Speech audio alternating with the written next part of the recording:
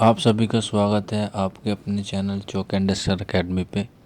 और जेएनयू के एडमिशन के रिगार्डिंग एक आपके लिए न्यूज़ है कि आपकी जो तीसरी कट ऑफ लिस्ट है वो जारी कर दी गई है।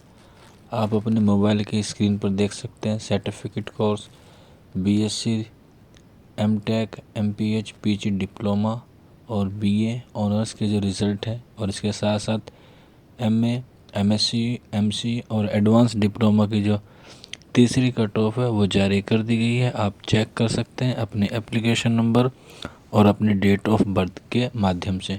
बाकी इसका लिंक आपको नीचे डिस्क्रिप्शन में मिल जाएगा, आप वहां से जाके सारी इन्फॉर्मेशन ले सकते हैं। एडमिशन प्रोसेस कैसा है वो आपको भी नीचे लिंक डिस्क्रिप्शन में मिल जाएगा। आप हमारी जेएनयू एडमिशन 2021-22 की प्लेलिस्ट में जाके चेक कर सकते हैं। तो आज की वीडियो में इतना ही इन्फॉर्मेशन था। बाकी अगर कोई दिक्कत, कोई परेशानी आए तो आप हमें कमेंट बॉक्स में या आप हमारे व्हाट्सअप नंबर 9045220432 पे हमसे कांटेक्ट कर सकते हैं।